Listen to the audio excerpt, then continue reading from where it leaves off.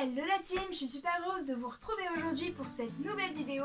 Durant notre 5e ou 6e semaine de confinement, je sais même plus quel jour on est en ce moment, c'est vraiment la cata.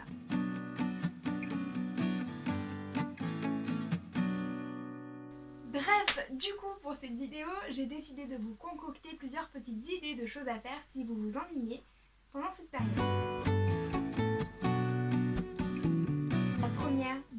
Des toutes premières des choses à faire, c'est l'organisation. Faites-vous des to-do list. Moi, ça fait 2 ans que j'en fais et ça a changé ma vie en fait. Ça permet vraiment d'organiser les choses, de me fixer des buts, des priorités. Faites-vous aussi des plannings de ménage, de rangement, etc. C'est super important de vivre dans une maison propre et bien rangée. Vous pouvez vraiment faire quelque chose de joli en termes de design. C'est pas obligé d'être une liste écrite juste au crayon bleu. Et puis c'est tout quoi, voilà, sur une feuille blanche. Non, ça peut être vraiment des choses plus jolies. Par exemple, sur Pinterest, il y a beaucoup d'idées pour faire des... Alors, je sais jamais comment on prononce, je sais jamais si c'est bullet ou bullet journal. Bref, vous m'avez compris. Par exemple, donc le mien, j'ai mis dans un carnet que j'ai acheté sur Amazon. Et en fait, dedans, j'ai vraiment tout. C'est-à-dire que chaque mois, donc ici c'est le mois d'avril, j'ai enlevé tous mes papiers parce que j'en ai un peu trop là. Hop, chaque mois d'avril, j'ai ma to-do list ici. Ici, je mets par exemple les films qu'il faut que je vois. Sinon, vous pouvez mettre des livres, etc. Je mets toutes les dates importantes ici. Et là, c'est mon semainier. Enfin, non, mon planning mensuel plutôt, voilà. Où je mets aussi toutes les dates. Et en fait, j'ai fait ça pour chaque mois. Et après, vous pouvez vraiment le décorer comme vous voulez. Donc là, ici, j'ai mis plutôt les menus. Mais vu qu'en ce moment je suis chez mes parents, j'ai plus besoin de faire à manger, ça c'est plutôt cool. La deuxième des choses les plus importantes à faire, c'est le sport. Donc c'est pas parce qu'on est enfermé en confinement qu'on n'entretient pas son corps, ok. On prend soin de soi et le sport c'est ultra important. Je vous recommande du coup pour le sport à la maison une fille qui est topissime. Elle fait des lives tous les soirs à 18h sur sa chaîne YouTube et Instagram. C'est Cécile Mua, je pense que vous la connaissez tous parce que c'est la référence en termes de fitness sur les réseaux sociaux. Elle est souriante, elle a un corps de malade et ses entraînements ils sont hyper efficaces. Sur sa chaîne vous trouverez autant du cardio que du renforcement musculaire, il y en a vraiment pour tout le monde. D'ailleurs je vous mets sa chaîne juste ici si vous voulez aller la voir. Je dis pas de faire du sport tous les jours, il faut s'accorder du temps de repos, du temps pour soi. 2, 3, 4 fois par semaine, ça suffit largement sur des séances de 20 à 40 minutes.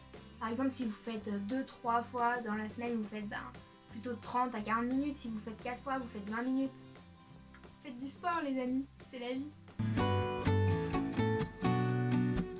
Apprendre une nouvelle langue, je sais pas moi, mettez-vous à la musique, au dessin, quelque chose qui vous plaît et qui vous passionne et franchement le temps va passer à une vitesse phénoménale. Par exemple moi en ce moment c'est les bracelets, donc je suis en train de faire des bracelets brésiliens.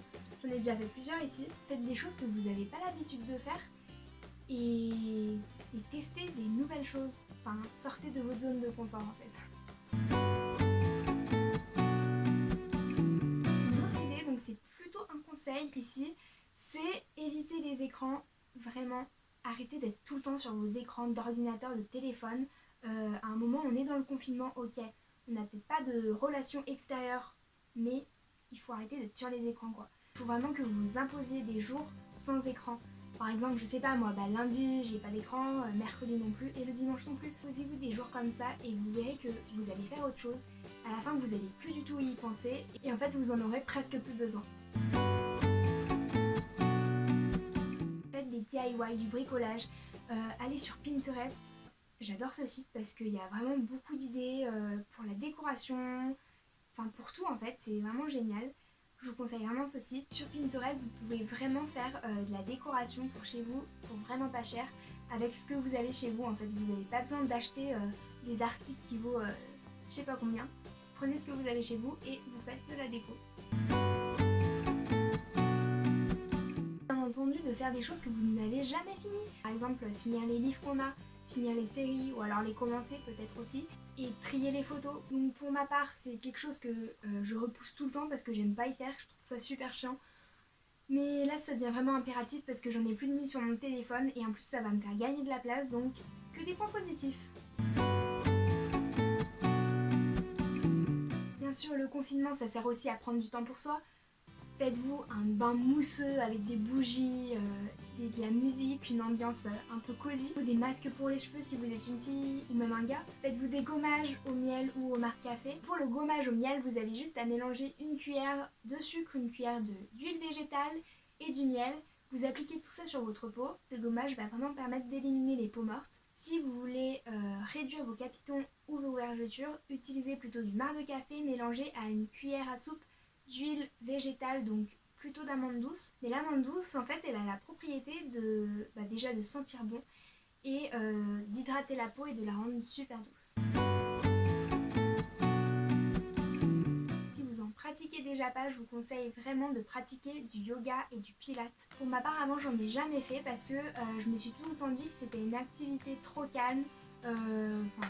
Moi, j'aime bien les choses un peu toniques, qui bougent, quoi, les choses dynamiques. Et je me suis dit que le yoga, s'endormir sur un tapis, c'est pas vraiment mon truc. Ça m'a vraiment permis de me calmer, d'arrêter d'être tout le temps stressée et tout. Je dis pas d'en faire tous les jours, mais durant vos jours de repos en sport, vous pouvez faire ça.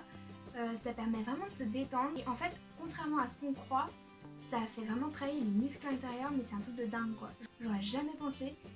Je suis plutôt sportive, donc je me suis dit, bon, ça doit être de la ligne douce, le truc, on est allongé au sol, tranquille. Et en fait, le lendemain, j'avais quand même des courbatures. Je vous dis pas que vous allez aimer, mais testez au moins une fois dans votre vie.